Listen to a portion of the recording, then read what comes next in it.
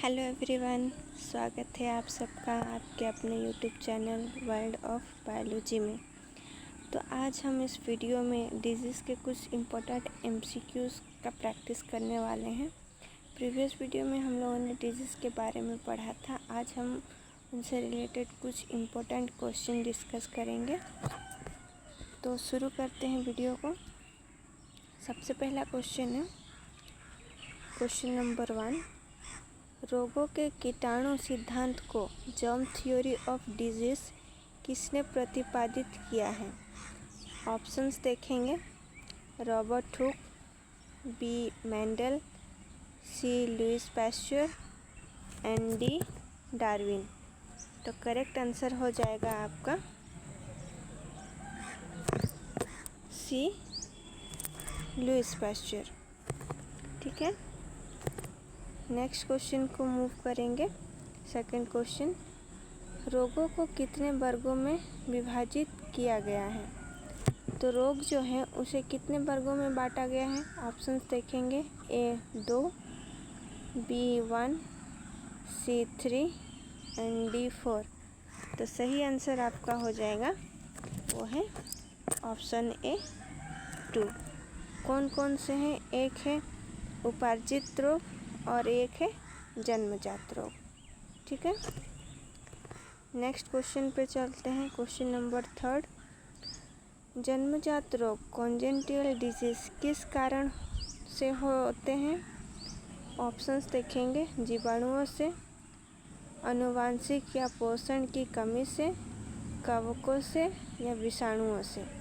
तो correct answer हो जाएगा आपका ऑप्शन नंबर बी, आनुवांशिकी या पोषण की कमी से।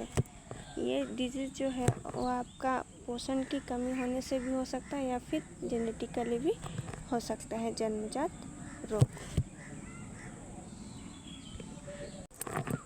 4th नंबर क्वेश्चन देखेंगे। उपार्जित रोग कितने प्रकार के होते हैं? अब उपार्जित रोग क्या होता है? जो डिजीज़ हमारे बर्थ के कुछ दिनों बाद, कुछ महीने या फिर सालों बाद जो हम एक्वायर करते हैं, जिस तरह का बीमारी को, उसे क्या बोलते हैं? उपार्जित रोग बोलते हैं, एक्वायर्ड डिजीज़। तो ये कितने प्रकार के हैं? ऑप्शन से ए 2, बी 3, सी 4, डी 5। तो करेक्ट आंसर हो जाएगा आपका उपार्जित रोग जो है वो 2 तरह के होते हैं। एक तो होता है संक्रामक डिजीज़ और दूसरा होता है असंक्रामक डिजीज़। ठीक है, 5th क्वेश्चन पे चलेंगे। हैजा रोग में शरीर का कौन सा अंग प्रभावित होता है? हैजा बीमारी जब होता है तो हमारे शरीर का वो कौन सा अंग है जो सबसे ज़्यादा प्रभावित होता है? ऑप्शंस देखेंगे। ऑप्शन ए फेफड़े, ऑप्शन बी श्वास नली, ऑप्शन सी आंत और ऑप्शन डी तंत्रिका तंत्र। तो करेक्ट आंसर हो जाएगा आपका ऑप्शन सी आंत। आंत में सबसे ज़्यादा इसका प्रभाव पड़ता है। 6 नंबर क्वेश्चन, ट्रेकोमा रोग में शरीर का कौन सा अंग प्रभावित होता है? जब ट्रेकोमा नाम का जो बीमारी है वो होता है तो वो शरीर का कौन सा हिस्सा को प्रभावित करता है? ऑप्शन से ऑप्शन ए श्वास नली, ऑप्शन बी आंत, ऑप्शन सी त्वचा और ऑप्शन डी आँख। तो करेक्ट आंसर हो जाएगा आपका ऑप्शन डी, आँख को ये प्रभावित करता है। नेक्स्ट क्वेश्चन देखेंगे। Question number 7। Swine flu virus का क्या नाम है?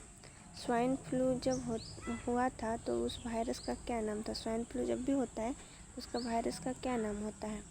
ऑप्शन से option A rhabdo virus, option B N1H1, option C SARS-CoV-2 और ऑप्शन डी मम्पस वायरस।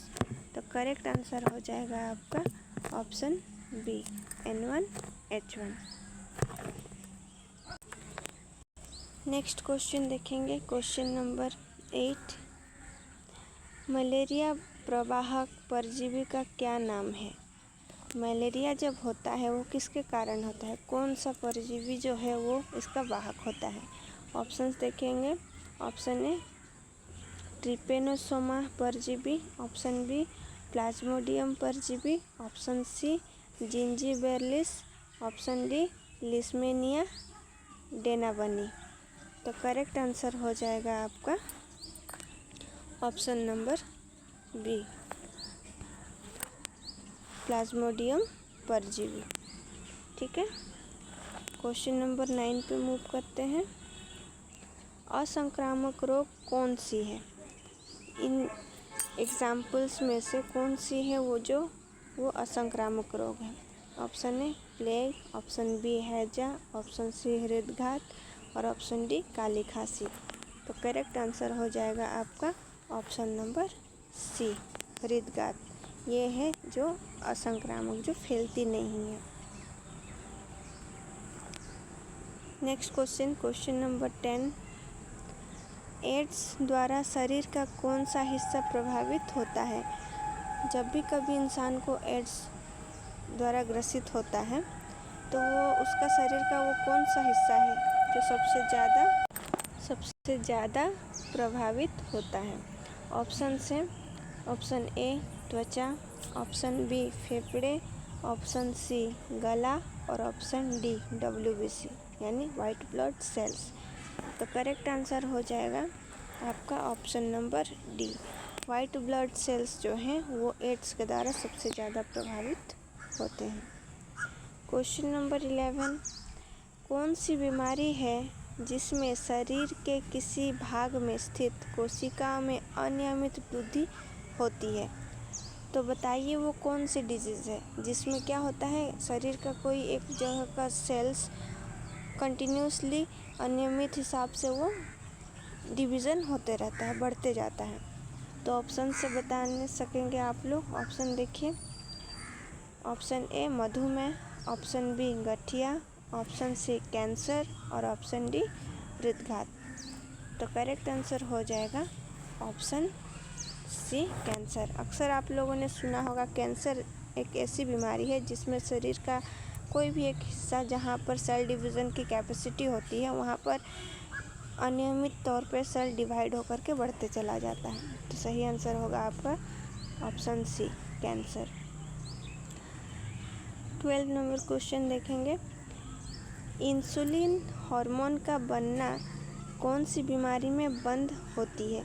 तो वो कौन सी बीमारी है जिसमें शरीर में इंसुलिन नामक एक हार्मोन है जो बनना बंद कर देती है?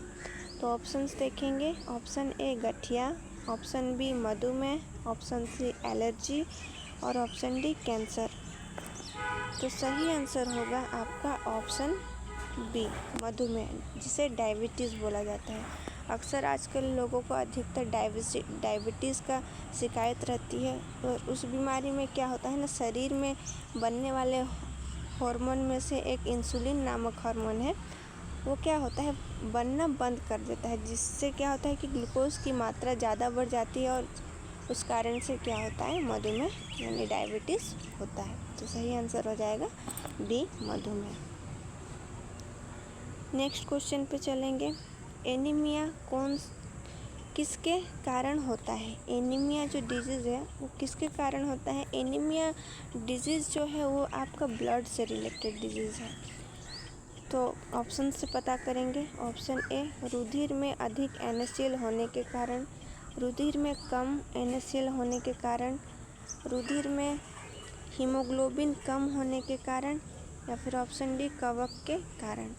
तो सही आंसर हो जाएगा आपका ऑप्शन सी रुधिर में हीमोग्लोबिन कम होने के कारण। तो अगर ब्लड में हीमोग्लोबिन का मात्रा कम हो जाए तो उस व्यक्ति को क्या होता है एनीमिया डिजीज़ होता है। नेक्स्ट क्वेश्चन पे मूव करेंगे। हीनताजन्य रोग किसे कहते हैं? तो हीनताजन्य रोग किसे कहते हैं? ऑप्शन से आंसर पता करेंगे। ऑप्शन ए प्रोटोजोआ से होने वाली रोगों को, पोषक तत्व की कमी से होने वाली रोग को, जीवाणुओं से होने वाली रोग को या फिर ऑप्शन डी कवकों से होने वाली रोग को। तो सही आंसर हो जाएगा आपका ऑप्शन बी पोषक तत्वों की कमी से होने वाली रोग को हीनताजन्य रोग कहते हैं। तो कुछ बीमारी ऐसे भी हैं जो कि पोषण के कमी से हमें हो जाती है, तो उस प्रकार के रोग को क्या बोलते हैं? हीनताजन्य रोग बोलते हैं। नेक्स्ट 15 नंबर क्वेश्चन पर मूव करेंगे। मैरस्मस किस चीज़ की कमी से होती है? तो मैरस्मस नामक एक बीमारी है जो कि पोषक तत्व के कमी के कारण होती है। तो वो कौन सा पोषक तत्व है जिसके अभाव से ये बीमारी होती है मैरस्मस? ऑप्शंस देखेंगे। Option A vitamin, option B खनिज तत्व, ऑप्शन सी प्रोटीन या ऑप्शन सी वसा। तो करेक्ट आंसर हो जाएगा आपका ऑप्शन सी प्रोटीन। प्रोटीन की कमी से मैरस्मस डिजीज होता है।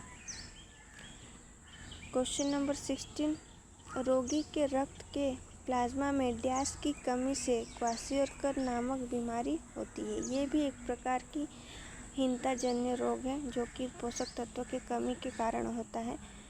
तो क्वाशियोकर जो बीमारी है वो ब्लड के प्लाज्मा में किस पोषक तत्वों की कमी से होता है? ऑप्शन से जानेंगे।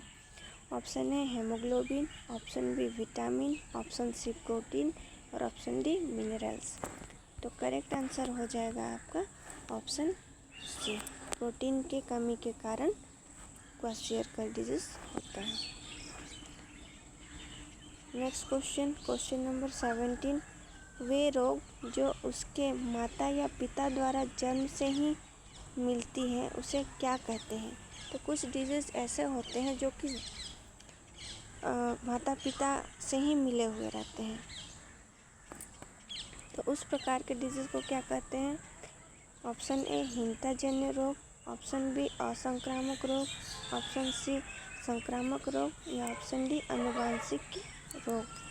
तो करेक्ट आंसर हो जाएगा ऑप्शन डी आनुवंशिक रोग, जिसे जेनेटिक डिजीज बोला जाता है। क्वेश्चन नंबर 18, आनुवंशिकी रोग किसके कारण होता है? तो ये जो जेनेटिक डिजीज़ है ये होता है, लेकिन किसके कारण होता है? ऑप्शन से जानेंगे। गुणसूत्रों की संख्या में कमी के कारण, गुणसूत्रों की संख्या में अधिकता के कारण, उपरोक्त दोनों या इनमें से कोई नहीं। तो यहाँ पर आपका करेक्ट आंसर हो जाएगा वो है ऑप्शन नंबर सी, क्योंकि कभी कभी क्रोमोसोम में जितना क्रोमोसोम नंबर अब चाहिए उससे अधिक या कम होने के कारण भी जेनेटिक डिजीज होता है। तो करेक्ट आंसर हो जाएगा ऑप्शन सी। क्वेश्चन नंबर 19 देखेंगे। कौन सी बीमारी या रोग में व्यक्तियों को लाल एवं हरा रंग पहचानने में दिक्कत आती है? तो वो कौन सी डिजीज़ है जिसमें ग्रसित व्यक्ति को लाल और हरा रंग को पहचानने में दिक्कत आती है? तो ऑप्शन से जानेंगे। Option A Down syndrome, option B haemophilia, option B Turner syndrome और ऑप्शन डी कलर ब्लाइंडनेस। तो सही आंसर हो जाएगा आपका option D colour blindness. Colour blindness एक वो डिजीज़ है जिसमें ग्रसित व्यक्ति लाल और हरा रंग को पहचान नहीं पाता। क्वेश्चन नंबर 20 देखेंगे। हेमोफीलिया रोग होने से क्या होता है? हेमोफीलिया जो डिजीज़ है अगर किसी व्यक्ति को हो जाए तो उस व्यक्ति के शरीर में कौन सा बदलाव देखने को मिलता है? देखेंगे ऑप्शन से। व्यक्ति को चोट लगने से काफ़ी समय के बाद भी लगातार रक्त बहता रहता है। ऑप्शन बी शरीर में दर्द महसूस होता है। ऑप्शन सी शरीर का तापमान बढ़ जाता है या ऑप्शन डी थकान महसूस होता है। तो यहाँ करेक्ट आंसर हो जाएगा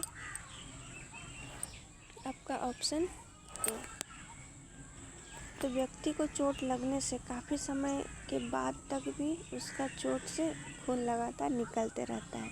तो ये जो डिजीज़ होता है उसमें हेमोफीलिया जब डिजीज़ हो जाता है तो व्यक्ति में क्या होता है ना, उसमें ब्लड क्लॉटिंग का कैपेसिटी कम हो जाता है। इसी के कारण उसके घाव से लगातार चोट से लगातार खून निकलते जाता है, जिसे हेमोफीलिया डिजीज़ बोलते हैं।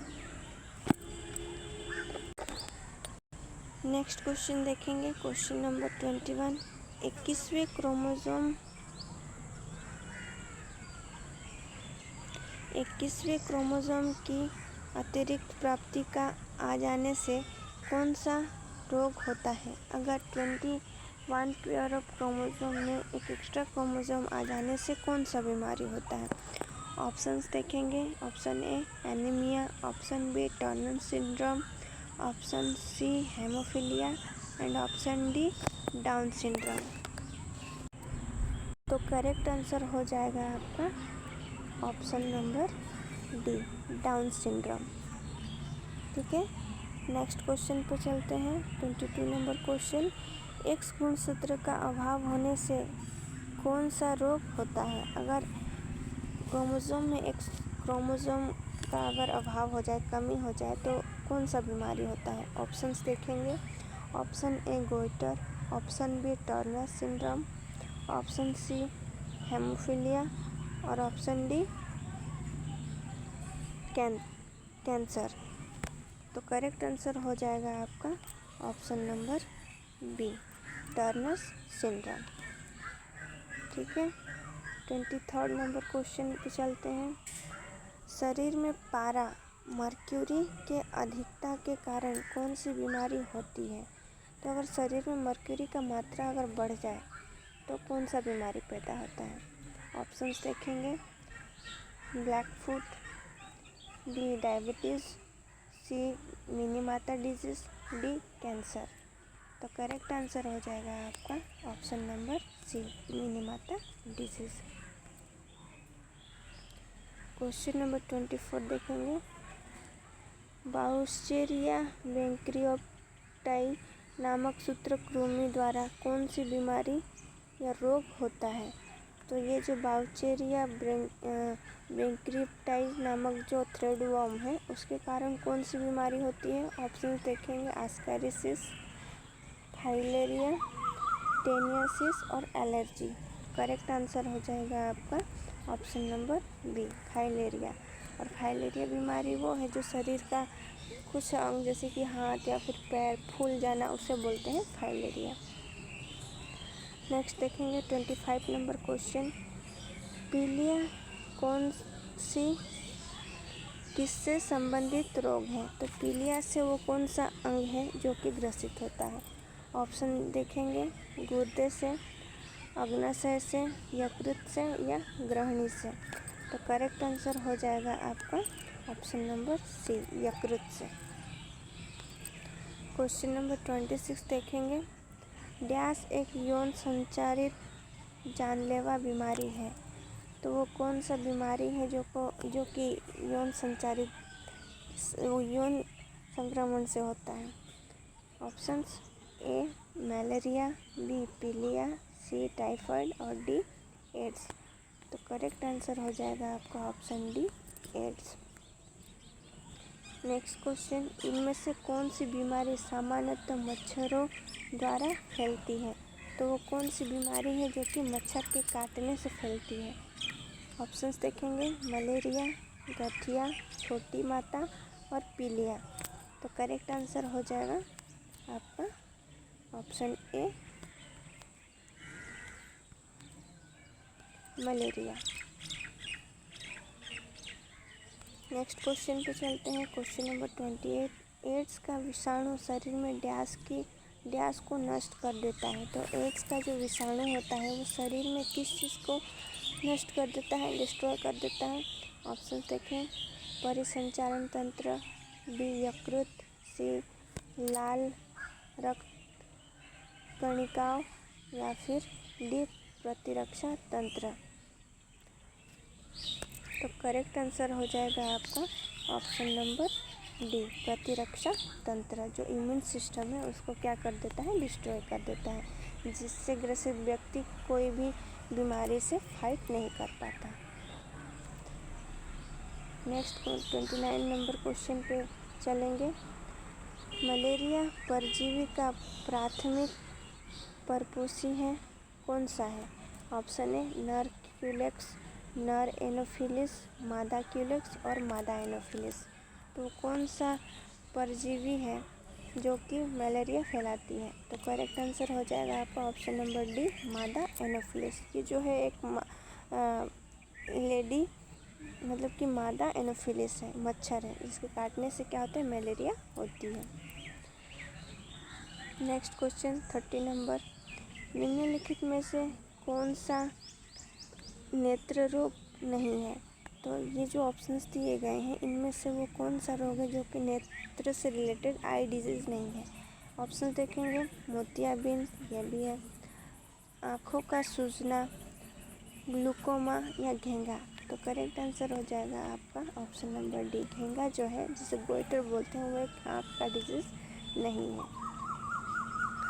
ऑप्शन नंबर 31, कुत्ते के काटने से कौन सी बीमारी होती है? अगर कभी किसी को कुत्ता काट देती है तो वो कौन सा बीमारी हो जाता है उसको? Option A cancer, option B rabies, option C influenza या ऑप्शन डी स्कर्वी। तो कुत्ते के काटने से होने वाली बीमारी का नाम क्या है? ऑप्शन नंबर बी, जिसे बोलते हैं रेबीज। ठीक है। नेक्स्ट क्वेश्चन, क्वेश्चन नंबर 32, कुष्ठ रोग जिसे लेप्रोसी बोलते हैं, तो कुष्ठ रोग को ट्यास नाम से भी जाना जाता है। तो इस रोग को और एक नाम से जाना जाता है, वो नाम कौन सा है? ऑप्शन देखें, एंजाइमा, बी हैंसन रोग, सी गोचर रोग या फिर हॉजकिन रोग। तो करेक्ट आंसर हो जाएगा ऑप्शन नंबर बी, जिसे लेप्रोसी को और एक नाम से भी जाना जाता है, वो नाम है हैंसन रोग। नेक्स्ट क्वेश्चन देखेंगे 33, स्लीप एम्पनिया सोते समय डैश से संबंधित है? अगर इस रोग से ग्रसित व्यक्ति जो है वो सोते समय किस चीज़ से संबंधित रखता है? चलने से या फिर बात करने से या फिर मुस्कुराने से या फिर खर्राटे मारने से। तो करेक्ट आंसर हो जाएगा ऑप्शन नंबर डी, वो व्यक्ति जो है खर्राटे मारने से उसका संबंध होता है। नेक्स्ट क्वेश्चन 34, जल से भय किस रोग का लक्षण है? तो अगर किसी व्यक्ति जल से बहुत अधिक भय कर रहा हो तो उसे कौन सा बीमारी हो सकता है? ऑप्शन देखेंगे, पीलिया, बी रेबीज, सी हेपेटाइटिस या फिर डी खरारा। तो करेक्ट आंसर हो जाएगा यहाँ ऑप्शन नंबर बी, रेबीज से ग्रसित व्यक्ति क्या करता है? जल से भय करता है। नेक्स्ट क्वेश्चन देखेंगे जो कि लास्ट क्वेश्चन है आज की वीडियो की डिजीज रिलेटेड। थायराइड ग्रंथि के फूलने से कौन सी बीमारी होती है? तो थायराइड ग्रंथि जो हमारे गले में होती है वो अगर फूल जाए तो हम उसे कौन सी बीमारी बोलते हैं? ऑप्शंस देखेंगे, anaemia, option B marasmus, option C घेंगा और ऑप्शन डी कैंसर। तो करेक्ट आंसर हो जाएगा आपका ऑप्शन नंबर सी, जिसे बोलते हैं घेंगा या फिर गोइटर। ये जो है वो गले में थायराइड ग्रंथि हमारे होते हैं, वो कभी कभी फूल जाते हैं, बहुत ज़्यादा फूल के निकल आते हैं, तो उसे वो क्या बोलते हैं? घेंगा रोग। तो ये थे आज की वीडियो, कुछ MCQs जो कि डिजीज़ से रिलेटेड थे। तो अगर आपको ये वीडियो अच्छी लगी और आपके लिए अगर हेल्पफुल हो तो प्लीज़ वीडियो को लाइक करिएगा और शेयर करिए और सब्सक्राइब करिए, क्योंकि मेरी आने वाली वीडियो का नोटिफिकेशन आप लोगों को मिलती रहे और अच्छे बायोलॉजी रिलेटेड वीडियो इम्पोर्टेंट जो कि आपके एग्ज़ाम रिलेटेड हो वो मैं आपके समक्ष लाते रहूँ। So thank you for watching this video and stay tune and like share subscribe my video for more informative ones. So thank you.